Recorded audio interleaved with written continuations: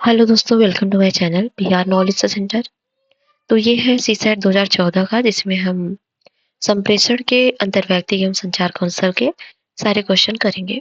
इसके पहले मैंने 2012 और 13 के करवा रखे हैं। अगर आप लोगों ने नहीं देखे हैं तो उसको जाके जरूर देखें। तो थोड़ी तबीयत खराब होने की वजह से आप लोग की क्लासेस रेगुलर नहीं हो पाई, बट कोई नहीं, थोड़ा सा मैनेज करिएगा। आवाज़ थोड़ा आपको क्लियर पता नहीं आ रही होगी, नहीं? चलिए,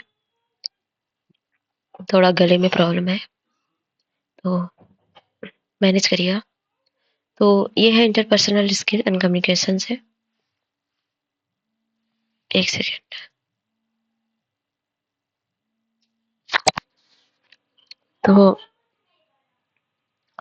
तो पहला क्वेश्चन है, interpersonal behaviour is mostly post by internal needs.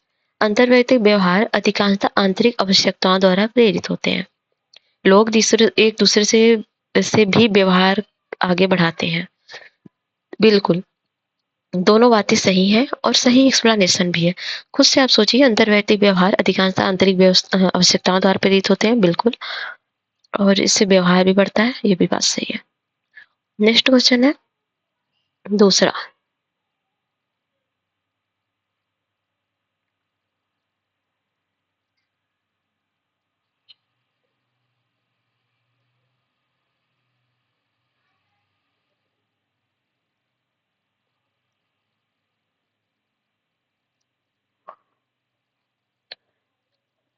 तो दूसरा है, अ, निम्नलिखित में से कौन सा एक अवाच्यिक संप्रेषण सहायक का उदाहरण है? अवाच्यिक मतलब जिससे आप बोलते नहीं हो, बिना आवाज की होता है अवाच्यिक। Verbal communication, non verbal communication. तो इसमें आप आई कांटेक्ट से बात करो। जब आप बोल नहीं सकते हो तो चिल्लाना, बुदबुदाना, शब्द जाले से तो हो ही नहीं सकता। सिंपल सा आंसर होगा ए। नेक्स्ट है, नेक्स्ट क्वेश्चन है आपका, in communication process to encode means to. संप्रेषण की प्रक्रिया में कोड लेखन से क्या तात्पर्य है? Try to create a something new, convert signal into neural impulses. कुछ नया निर्माण करने की कोशिश करना और संकेतों को तंत्रिका आवेगों में परिवर्तित करना। संप्रेषण मार्ग का अवरोध करना और मनोबल निर्माण करना। तो संप्रेषण की प्रक्रिया में कूट लेखन का तात्पर्य ये होता है कि आप संकेतों को तांत्रिकी आवेगों में परिवर्तित करेंगे। अगर आपने 2000 इसके पहले का क्या था, 2013 क्वेश्चन सॉल्व किया होगा तो आपने देखा होगा, उसमें कोडिंग इनकोडिंग का था। तो ये प्रोसेस तो आपको पता होगा। आप कोई मैसेज होता है, पहले सेंडर को भेजते हो मैसेज, फिर वो इनकोड करता है, फिर जब इनकोड करता है उसको पढ़ता है, फिर आपको फीडबैक देता है कि हाँ ठीक ठाक है कि नहीं है। नेक्स्ट है question, what is the context in the term of communication? संप्रेषण के संबंध में संदर्भ किसे कहते हैं? इफेक्टिव डायलॉग को, physical and psychological environment for conversation, मतलब वार्तालाप के लिए भौतिक मनोविज्ञान। देखिए, जब भी कम्युनिकेशन की बात आएगी, वो वार्तालाप के लिए ही एक भौतिक और मनोवैज्ञानिक वातावरण होता है। ठीक है। नेक्स्ट है फेल्ज इफेक्ट, तो ये आपको याद ही करना पड़ेगा। तो देखिए, फेल्ज इफेक्ट होता है उपयुक्त परिगामी प्रभाव के साथ संयुक्त वरिष्ठों की समर्थिता को लेना। पेल्ज प्रभाव उपयुक्त परिगामी प्रभाव के साथ वरिष्ठों की समर्थता से संबंधित है। सर्वप्रथम डोनाल्ड पेल्ज द्वारा 1952 में संगठनात्मक संचार के संदर्भ में नेतृत्वकर्ता की योग्यता और समर्थता के अधीन कर्मचारियों या अधीनस्थों के साथ प्रभावी संबंध की आवश्यकता के मार्ग का सिद्धांत दिया, जो कि स्पष्ट संचार के संदर्भ में पेल्ज प्रभाव के रूप में प्रसिद्ध है। याद करना पड़ेगा आपको। नेक्स्ट, छठवां क्वेश्चन, संप्रेषण के नियामक नियम हमें बताते हैं कि हमें क्या करना और क्या नहीं करना चाहिए, और संप्रेषण में अंतःक्रियाओं की संरचना और समन्वय आवश्यक होता है। तो बिल्कुल दोनों कथन सही है और एक्सप्लेनेशन भी सही है। देखिए, अगर आप संप्रेषण में अंतःक्रियाओं की संरचना और समन्वय की आवश्यकता पर ध्यान देंगे, तो संप्रेषण के नियामक नियम हमें ये बताते हैं कि हमें क्या करना और क्या नहीं करना चाहिए। तो कम्युनिकेशन का मतलब यही होता है कि एक अच्छा कम्युनिकेशन आपके बीच होना चाहिए। अच्छे श्रोता बनने के लिए जो 2 कौशल संबंधित हैं, वे कौन से हैं? गुड लिसनर बनने के लिए कौन से 2 चीज़ें आवश्यक होती हैं? ध्यान देना तथा प्रतिपुष्टि प्रदान करना, और ध्यान देना तथा आवश्यकता हो तब अपनी अरुचि को छिपाना, और ध्यान देना तथा दिए गए संदेश के प्रति उपयुक्त सूचकों से अनुक्रिया देना, या फिर एक समय में एक साथ कई संदेश सुनना तथा सकारात्मक समालोचना प्रदान करना। देखिए, अच्छा चीज़ तो यही होता है, आप ध्यान दीजिए कौन क्या कह रहा है, फिर उसके बाद आप प्रतिपुष्टि अपनी प्रोवाइड करिए, फीडबैक दीजिए। पहले गुड लिसनर का काम होता है, पहले जो कह रहा है उसको ध्यान से सुनिए। नेक्स्ट है a technique that might be used by an active listener.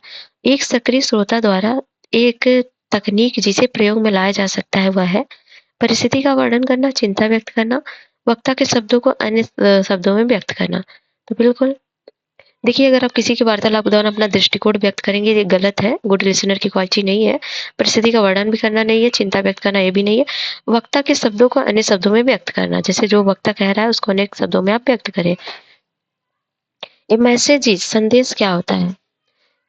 एक सुस्पष्ट संकेत जो कोलाहल स्तर से ऊपर होता है। एक अस्पष्ट संकेत, तो संदेश तो एक अस्पष्ट तो होगा नहीं, एक गडमड उद्दीपक भी नहीं होगा, उपरोक्त में से कोई नहीं तो नहीं हो। देखिए, सुस्पष्ट संकेत होगा जो कोलाहल स्तर से ऊपर हो। नेक्स्ट है इफेक्टिव लिसनिंग इंक्लूड। देखिए, इसमें लिसनिंग का ज्यादा क्वेश्चन है। इफेक्टिव लिसनिंग इंक्लूड प्रभावी श्रवण समावेश कहलाता है पूर्वाग्रह को। पूर्वाग्रह रख के किसी का श्रवण आप सुन नहीं सकते हो। विस्तृत समालोचना ये भी नहीं होगा। असहमति के बिंदुओं को छानने का ये नहीं होगा। अपने संदेश को समझ की पुष्टिकरण को अपने संदेश की समझ की पुष्टिकरण, यही ऑप्शन सही होगा। गिरा हुआ है मानवीय संप्रेषण प्रक्रिया के कुछ अंग नीचे दिए गए हैं। संप्रेषण प्रक्रिया में घटने वाले सही क्रम, ये देखिए इसके पहले वाले क्वेश्चन में भी था, इसमें भी है। तो पहले मैसेज रहेगा, फिर नॉइस रहेगा, फिर आप लास्ट में फीडबैक दिया जाता है ना, इसमें पढ़ा ली हूँ। उसके बाद लास्ट में आप अपना फीडबैक देंगे ना कि हाँ अच्छा है बुरा है जो भी है। नेक्स्ट है, ये 2 क्वेश्चन इसी में थे और इसके पहले वाले 2013 में भी इसी क्वेश्चन थे। ठीक है। निम्नलिखित में से कौन हमारे अंतर्विहित व्यवबोधों को स्पष्ट करता है, जो लोगों के व्यवहार की व्याख्या करने का ध्यान रखता है, जो दूसरे संप्रेषण करने के समुचित तरीकों को स्पष्ट करता है? तो क्या है कम्युनिकेशन पर्सपेक्टिव या कम्युनिकेशन मॉडल्स या कम्युनिकेशन रूल्स या कम्युनिकेशन पैटर्न? तो यह है कम्युनिकेशन रूल्स। नेक्स्ट क्वेश्चन आपका है अंतर्व्यक्ति संप्रेषण में नीतियां क्या है? Increasing barriers in understanding, increase तो करना नहीं होगा। अंतर्वैयक्तिक संप्रेषण में ईमानदारी के रास्ते में बाधाएं तो होती नहीं। Is not worth to considering, तो ये विचारने योग्य होता है ना। अंतर्वैयक्तिक मतलब अंतर, जैसे आप एथिक्स में पढ़ते हो ना अंतर्वैयक्तिक कौशल वगैरह। सॉरी, डिसीजन मेकिंग एबिलिटी, ये बताइए मिलान करना है। ये है one hand one back of neck, गले के पीछे एक हाथ रखना का मतलब क्या है? इसका मतलब आप डिसएग्री कर रहे हो। और आंखें सिकोड़ना मतलब, आंखें सिकोड़ना मतलब अस्वीकृति देना। और नाक सहलाना मतलब होता है अतिशयोक्ति, मतलब ज्यादा बढ़ चढ़ के बातें हो रही हैं। चश्मा उतार कर नीचे रखना का मतलब हो जाएगा नहीं सुन रहे हैं, मतलब नॉट इंटरेस्टेड। तो ऑप्शन हो जाएगा ए। तो इसको याद रखिएगा, ये थोड़ा सा है, या तो कुछ आप ऐसी एक्टिविटी करते हैं जब सामने वाले की बात नहीं सुनते हैं, अतिशयोक्ति लगता है या स्वीकृति सहमति। तो कॉमन सेंस की बातें हैं। दूसरे लोगों से तुलना करने के आधार पर हमारी हमारी राय और योग्यताओं के मूल्यांकन की प्रवृत्ति, और जो हमारे समान है उनसे तुलना करने की पसंदगी जानी जाती है। तो सामाजिक संवर्गीकरण सिद्धांत के रूप में, सामाजिक निर्णय सिद्धांत के रूप में, या सामाजिक तुलना सिद्धांत के रूप में, या सामाजिक अस्मिता सिद्धांत। देखिए, इसको जान जाता है सामाजिक तुलना सिद्धांत के रूप में। सामाजिक तुलना सिद्धांत के अनुसार व्यक्तियों के अंदर स्वयं के मूल्यांकन हेतु स्व मूल्यांकन की प्रवृत्ति होती है, और इसके द्वारा व्यक्ति अपनी राय, अपनी योग्यताओं को मूल्यांकन दूसरे लोगों से इस विशेषताओं की तुलना में करने के आधार पर करते हैं, और यह एक प्रकार से स्व मूल्यांकन को परिभाषित करता है। यह सिद्धांत लियोन फेस्टिंगर द्वारा दिया गया था। ये क्वेश्चन है आपका। तो देखिए, इसमें कथन है इस क्षेत्र की परिस्थिति अभी भी तनावपूर्ण है, नियंत्रण से बाहर है। व्यक्तियों के अनुरोध है कि वे अपने घरों में रहें। तो पूर्वानुमान क्या हो सकता है कि कुछ गंभीर घटनाएं घटी हैं? तो बिल्कुल घटी ही होंगी, तभी तो ऐसा कहा जा रहा है। लोग दफ्तर नहीं जाएंगे, बिल्कुल जब घरों से बाहर नहीं निकलना, दफ्तर कैसे जाएंगे? जल्दी स्थिति सामान्य हो गई, ये ऐसा कुछ नहीं कहा गया है। लेकिन हाँ, इन दोनों को आप सेटिस्फाई कर सकते हो, पूर्वानुमान ये दोनों लगा सकते हो। तो ऑप्शन हो जाएगा 1 2 इज राइट। नेक्स्ट है 17वां, निर्णय लेने में किसी न्यायाधीश का निर्णय समानता और यादृच्छिक रखने वाला रूप में करना कहलाता है। प्रतिनिधित्व स्वतः शोध, या उपलब्धता स्वतः शोध या आश्रय स्वतः शोध या समायोजन स्वतः शोध। तो यह है रिप्रेजेंटेटिव हेरिस्टिक, मतलब कि प्रतिनिधिक स्वतः शोध। देखिए निर्णय प्रबंधन का हृदय है, किंतु एक उपयुक्त निर्णय प्रक्रिया हेतु सूचना, समय और ऊर्जा की सीमित संसाधनों के क्रम में निर्णय की प्रक्रिया अत्यंत सरल एवं सुस्पष्ट होनी चाहिए, अन्यथा इसके अभाव में प्रक्रियागत त्रुटियां होने की संभावना रहती है। निर्णय लेने में किसी भी नए आदर्श का निर्णय समानता और यादृच्छिक लगने वाले रूप में किया जा सकता है ना, प्रतिनिधित्व स्वतः शोध कहलाता है। या किसी घटना की संभाव्यताओं का मूल्यांकन तत्कालीन परिस्थितियों के अनुसार किए जाने पर केंद्रित होता है। निम्नलिखित में से कौन एक कमजोर तर्क देने और उसे किसी और के नाम पर आरोपित करने ताकि आप उसका खंडन कर सके को स्पष्ट करता है? अपील टू अथॉरिटी आर्ग्यूमेंट, मतलब विशेषज्ञ तर्क को अपील, या ख्याति तर्क का अपील, या पुतला तर्क का?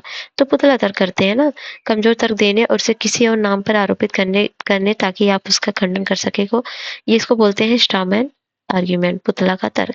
इसको याद रखिएगा, कुछ चीजें याद करनी पड़ेगी। किसी प्रबंधन के निर्णय लेने की प्रक्रिया के चरण निम्नलिखित है, उन्हें सही क्रम में व्यवस्थित करना है।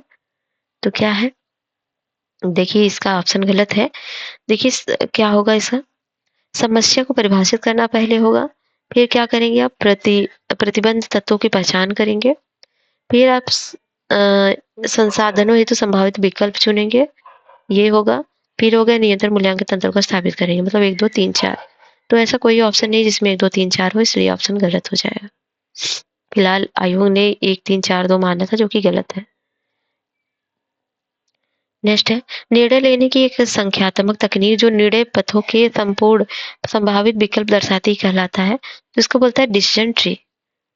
देखिए डिसीजन ट्री मतलब एक ट्री है, एक डिसीजन गया, फिर इससे ब्रांचेस में कन्वर्ट हो गए, तो इसको बोलते हैं। ये है निम्नलिखित में से एक को छोड़कर सभी एक मैनेजर या प्रबंधक को प्रभावी निर्णय लेने के वातावरण बनाने की प्रमुख कौशलपूर्ण योजना है।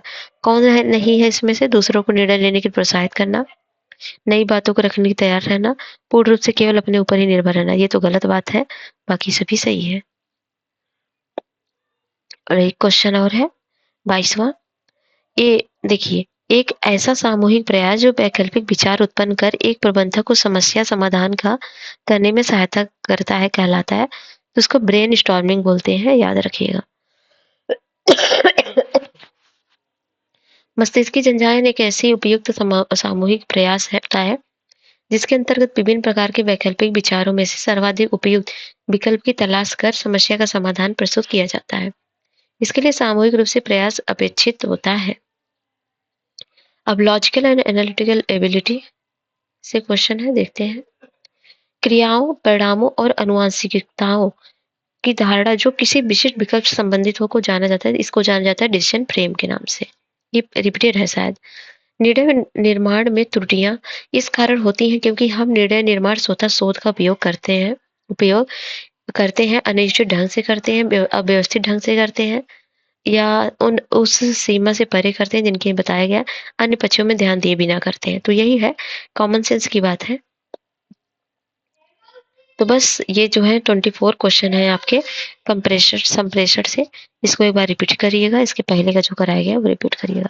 और किसी भी क्वेश्चन में कोई डाउट, कुछ भी प्रॉब्लम हो तो आप मुझे कमेंट बॉक्स में जरूर बताइएगा। कैसा लगा वीडियो, अपना फीडबैक भी दीजिएगा। मिलते हैं नेक्स्ट वीडियो, तब तक जय हिंद, जय भारत।